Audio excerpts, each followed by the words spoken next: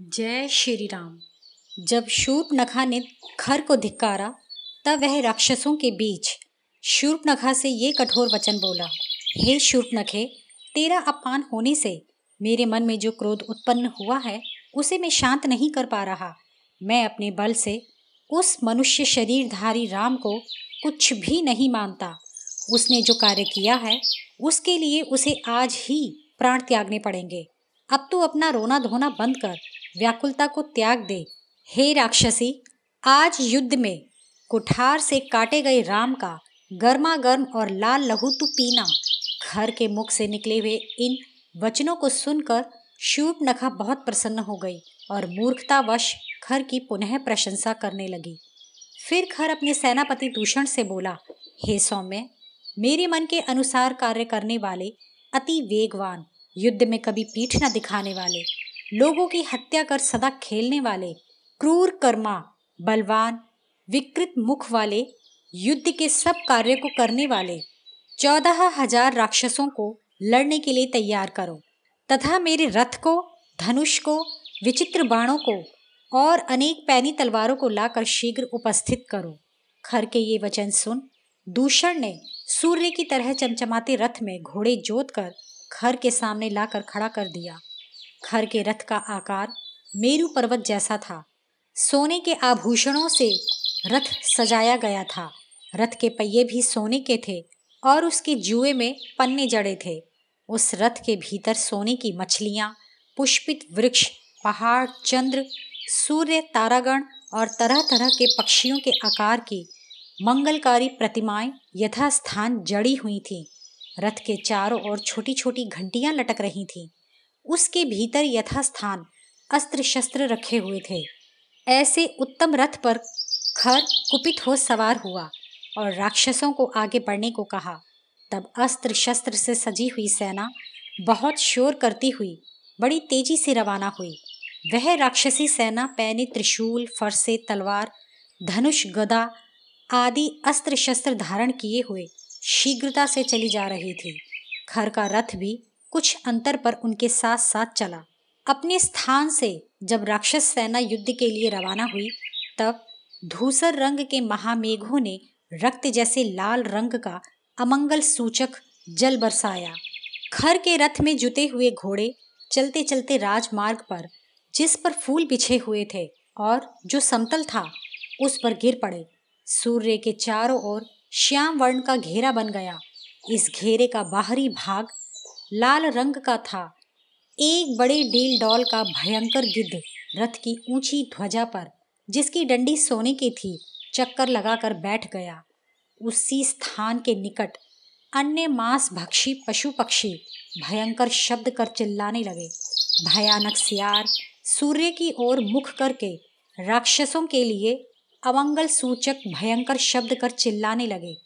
लाल लाल रंग के बड़े बड़े बादलों से आकाश छिप गया। उस समय ऐसा रोमांचकारी और घोर अंधकार छा गया कि दिशाएं और विदिशाएं ढक गईं और कुछ भी दिखाई नहीं पड़ता था। पशु पक्षी खर की ओर मुंह करके भयंकर स्वर से चिल्लाने लगे। तालाबों के कमल सूख गए, मछलियां जल के भीतर और पक्षी पेड़ों के पत्ते में जा छिपे। उस समय वहां के पेड़ों के फल फूल अपने आप गिर पड़े। बिना पवन के अंधर उठा, बादलों का रंग लाल हो गया और कड़ कड़ शब्द के साथ भयंकर उल्कापात होने लगे। यह सब देखकर खर रथ में बैठा हुआ गरजने लगा, जिससे वन और पर्वतों सहित पृथ्वी कांप उठी। तब उसकी बाईं भुजा फड़की, उसका स्वर बिगड़ गया। इधर उधर देखते हुए खर के नेत्रों से आंसू निकल पड़े। उसके माथे में बहुत दर्द होने लगा। फिर भी वह युद्ध क्षेत्र में जाने से न रुका, अपितु इन सब रोमांचकारी विपत्तियों को देखकर खर हंसता रहा और हंसते हुए सब राक्षसों से बोला, इन सब भयंकर उत्पातों को मैं अपने पराक्रम के सामने वैसे भी कुछ नहीं समझता। मैं तो अपने पैने तीरों से तारों को आकाश से गिरा सकता हूँ और क्रोधित होने पर मृत्यु को भी मार सकता हूँ। अब तो मैं अपने को बलवान समझने वाले राम और लक्ष्मण को बाणों से मारे बिना नहीं लौट सकता। आज तक मैं कभी किसी युद्ध में पराजित नहीं हुआ। यह बात तुम सब लोगों को मालूम है। उधर युद्ध देखने के लिए महात्मा लोग आए हुए थे। उन आने वालों में ऋषि, देवता, गंधर्व, सिद्ध और भी अन्य पुण्यात्मा वहां एकत्रित होकर आपस में कहने लगे, जिस प्रकार सुदर्शन चक्र से भगवान विष्णु ने समस्त श्रेष्ठ दैत्यों का वध किया था, उसी प्रकार श्री राम जी इन पुलस्त्य कुल में जन्मे राक्षसों को जीतकर ब्राह्मणों आदि का मंगल करें। खर सेना के आगे अपना रथ ले गया। उस समय उसको घेर कर 12 बड़े पराक्रमी राक्षस चले जा रहे थे। जब खर श्री राम के आश्रम की ओर चला था, तब उसके चलते समय जो अपशकुन सूचक उत्पात हुए थे, उन्हें दोनों भाइयों ने भी देखा था। उन उत्पातों को देख श्री राम ने लक्ष्मण से कहा, हे लक्ष्मण, देखो ये भयंकर उत्पात राक्षस कुल का संहार करने के लिए हो रहे हैं। निस्संदेह महायुद्ध होगा, किंतु मेरी दाईं भुजा का बार बार फड़कना यह बतलाता है कि शीघ्र ही मेरी विजय और शत्रुओं की पराजय होने वाली है। राक्षसों के गर्जने की ध्वनि भी सुनाई पड़ रही है। अतः तुम हाथ में धनुष बाण लेकर और सीता को साथ ले वृक्षों की झुरमुट में छिपी हुई पर्वत की एक दुर्गम गुफा में शीघ्र जाकर बैठ जाओ। तुम्हें मेरे चरणों की सौगंध है। मुझे यह ज्ञात है कि तुम शूरवीर हो, बलवान हो और इन राक्षसों का वध कर सकते हो, किंतु मैं स्वयं ही इन राक्षसों को मारना चाहता हूँ। श्री राम के इस प्रकार कहने पर लक्ष्मण सीता जी को दुर्गम गुफा में ले गए। तब श्री राम प्रसन्न हुए और उन्होंने कवच धारण किया। फिर धनुष बाण को उठाकर धनुष के रोदे की टंकार से दशों दिशाओं को प्रतिध्वनित करते हुए खड़े हुए। युद्ध देखने की इच्छा से एकत्रित हुए देवता, गंधर्व, चरण आदि आपस में यह कहने लगे कि इन 14,000 राक्षसों के साथ अकेले श्री राम कैसे युद्ध कर सकेंगे। देवतागण आपस में यह बातें कर ही रहे थे कि इतने में अस्त्र शस्त्रों से युक्त राक्षसी सेना चारों ओर से आती हुई दिखाई दी। तब रण विद्या में निपुण श्री राम ने अपने चारों ओर देखा कि खर की सेना लड़ने के लिए सामने से चली आ रही है। तब श्री राम अपने भयंकर धनुष को उठा और तर्कस से बाणों को निकाल सब राक्षसों के वध के लिए अत्यंत क्रुद्ध हुए। अपने साथियों सहित खर ने श्री राम आश्रम में जाकर अपने सारथी से उच्च स्वर से कहा कि राम के सामने रथ ले चलो। सारथी रथ वहां ले गया जहां श्री राम अकेले खड़े थे। खर को श्री राम के पास जाते देख उसके समस्त राक्षस सैनिक खर को घेर कर खड़े हो गए। तब खर ने 1000 बाणों से श्री राम को पीड़ित कर बड़े जोर से गर्जना की। तब तो सब राक्षस क्रोधित होकर श्री राम के ऊपर तरह तरह के शस्त्रों की वर्षा करने लगे।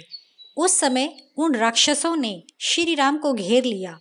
राक्षसों द्वारा चलाए हुए शस्त्रों को श्री राम ने उसी प्रकार अपने बाणों से रोका जिस प्रकार समुद्र नदियों की धारा को रोकता है।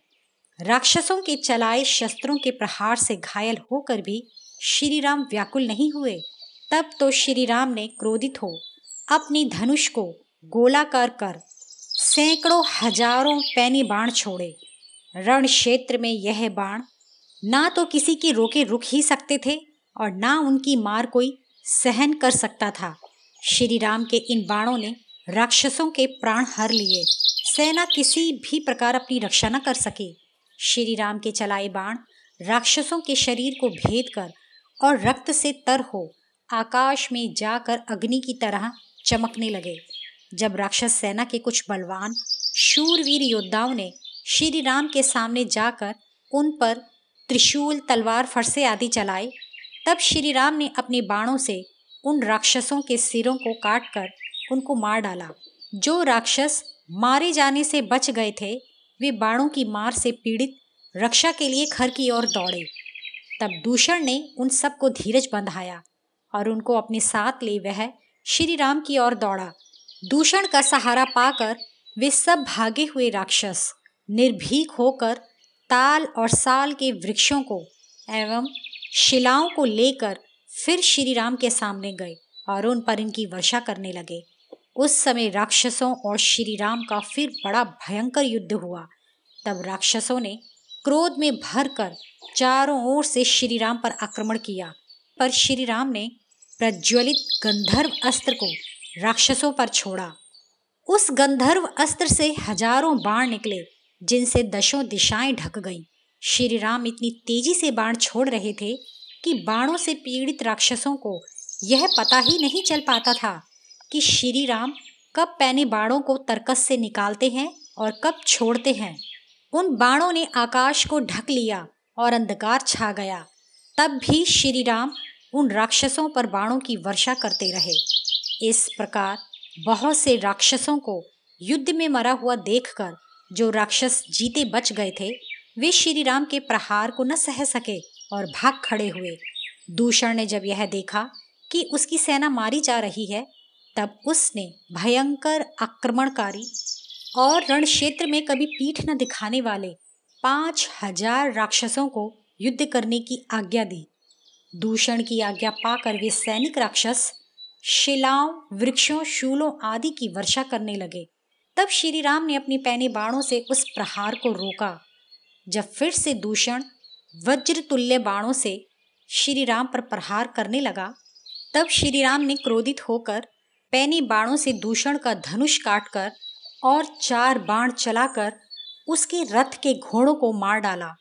फिर घोड़ों को मारकर एक अर्धचंद्राकार बाण से दूषण के सारथी का सिर काट गिराया और 3 बाण दूषण की छाती में मारे। तब दूषण ने एक परिघ उठाया। लोहे की पैनी नुकीली कीलें जड़ी थीं और वह राक्षसों की चर्बी से सना हुआ था। उस परिघ को उठाकर दूषण श्री राम की ओर दौड़ा। तब श्री राम ने हाथों सहित उसकी दोनों भुजाओं को काट डाला। हाथों के कटने पर दूषण जमीन पर गिर पड़ा। दूषण को मरा और जमीन पर पड़ा देख सब ऋषियों ने साधु साधु कहकर श्री राम की प्रशंसा की। इसी बीच खर के 3 सेनापति एकत्रित होकर श्री राम का सामना करने गए। उन राक्षस सेनापतियों के नाम महाकपाल, स्थूलाक्ष और प्रमाथी थे। इनमें से महाकपाल एक बड़ा त्रिशूल लेकर, प्रमाथी फरसा लेकर और स्थूलाक्ष पटा लेकर श्री राम की ओर चले। इन तीनों के चलाए हुए शस्त्रों को अपने ऊपर आता देखकर श्री राम ने तीनों को अपने पैने बाणों से मार गिराया। क्षण भर में श्री राम ने दूषण के 5000 सैनिकों को 5000 बाण चलाकर यमलोक भेज दिया। दूषण और उसकी पैदल सेना को मरा हुआ देखकर खर ने क्रोध में भरकर अन्य महाबलवान सेनापतियों को आज्ञा दी कि अब तुम सब लोग मिलकर अपनी सेना को साथ ले विविध प्रकार के शस्त्रों से राम को मार डालो। यह कहकर और क्रोध में भरकर स्वयं ही खर ने श्री राम पर आक्रमण कर दिया। तब श्री राम अग्नि के समान तथा स्वर्ण व हीरे से जड़े बाणों से उस बची हुई सेना का नाश करने लगे। उनके बाणों से राक्षसों के कवच, आभूषण और धनुष टूटकर गिर पड़े। वे राक्षस स्वयं भी रक्त से तर होकर भूमि पर गिर पड़े। युद्ध भूमि में मरे हुए राक्षसों के रक्त में सने खुले हुए बालों से वह समस्त रणभूमि ऐसी जान पड़ती थी मानो यज्ञ की वेदी पर कुश बिछे हों। वहां वन में मरे हुए राक्षसों के मांस और रक्त की कीचड़ से नरक के समान हो गया था। मनुष्य श्री राम ने अकेले और पैदल ही 14,000 राक्षसों को मार डाला। इस राम राक्षस युद्ध में अब केवल 3 जन श्री राम, खर और त्रिशीरा राक्षस बचे रहे। उस महासंग्राम में समस्त राक्षसों को श्री राम द्वारा मरा हुआ देखकर खर एक बड़े रथ पर सवार हो वज्र उठाए श्री राम के सामने हुआ। खर को श्री राम के सामने जाते देख त्रिशीरा नाम के सेनापति ने खर के समीप जाकर यह बात कही, हे स्वामी, आप इस समय रामचंद्र के सामने जाने का साहस न कीजिए, अपितु मुझे राम से लड़ने के लिए नियुक्त कीजिए। मैं इस राम को युद्ध में अभी मार गिराता हूँ। मैं हथियार छूकर आपके सामने प्रतिज्ञा करता हूँ कि मैं इस राम को अवश्य मारूंगा। यदि राम मारा जाए तो आप गर्व सहित अपने स्थान को चले जाना। यदि मैं मारा जाऊं तो आप उससे युद्ध करने जाना। तब खर की आज्ञा पाकर वह 3 सिरों वाला त्रिशीरा रथ पर सवार होकर युद्ध करने के लिए श्री राम के सामने गया। श्री राम ने त्रिशीरा को आते देख उस पर तीखे बाण छोड़े। दोनों में भयंकर युद्ध हुआ। त्रिशीरा ने 3 बाण श्री राम के ललाट में मारे। तब श्री राम ने क्रोध में भरकर त्रिशीरा को झिड़क कर कहा, अरे राक्षस, क्या तुझ में इतना ही बल है कि तेरे मारे हुए बाण मेरे ललाट में मुझे फूलों की तरह जान पड़े हैं। अच्छा, अब तू मेरे बाणों को रोक सकता है तो रोक।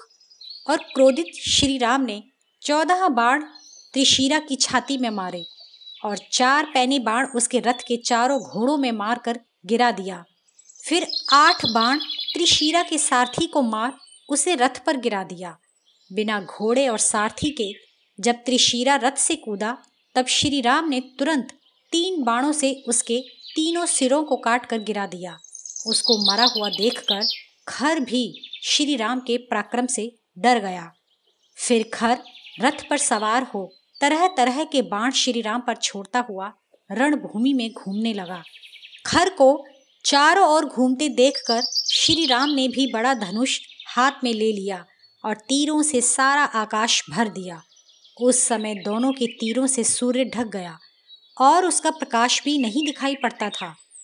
तब खर ने पैने, नालीक, नाराज और विकीर्ण नामक बाण भी श्री राम को मारे। उसने अपनी चतुराई दिखाते हुए श्री राम के धनुष को उस जगह से काटा जहां पर वे उसे पकड़े हुए थे। फिर खर ने क्रोध में भरकर वज्र समान 7 बाणों को चलाकर श्री राम का कवच काट डाला। जब कवच कट कर गिर गया, तब खर ने बाणों से श्री राम के संपूर्ण अंगों को बींध डाला। वे रक्त से सराबोर हो गए। तब श्री राम महर्षि अगस्त्य जी के दिए हुए प्रसिद्ध वैष्णव धनुष को उठाकर खर की ओर झपटे। तब उन्होंने खर पर 6 बाण छोड़े। इनमें से 1 बाण से खर का माथा, 2 से उसकी दोनों भुजाएं घायल की और 3 अर्धचंद्राकार मुख वाले बाण उसकी छाती में मारे। इसके बाद महातेजस्वी श्री राम ने क्रुद्ध हो सूर्य के समान चमकीले 13 नाराज नामक विशेष बाण खर को मारने की इच्छा से उस पर छोड़े। उनमें से 1 बाण से रथ के जुओं को, 4 से चारों घोड़ों को और 6वें से सारथी के सिर को भेद डाला। फिर 3 बाणों से रथ के तीनों बांसों को, 2 से रथ की धुरी को और 12वें बाण से खर के बाण सहित धनुष को काट डाला। फिर अनायास ही 13वां बाण श्री राम ने खर के मारा। तब बिना घोड़ों और सारथी के रथहीन हो जाने के कारण हाथ में गदा लिए खर रथ से कूदा और रणभूमि पर खड़ा हो गया। उस समय श्री राम के इस अद्भुत कर्म को देखकर देवता और महर्षि अत्यंत प्रसन्न हुए और एकत्रित हो वहां आए जहां श्री राम थे और हाथ जोड़कर श्री राम की स्तुति की। मुझे सुनने के लिए धन्यवाद। आपको यह कैसा लगा? अपने विचार अवश्य ही बताएं।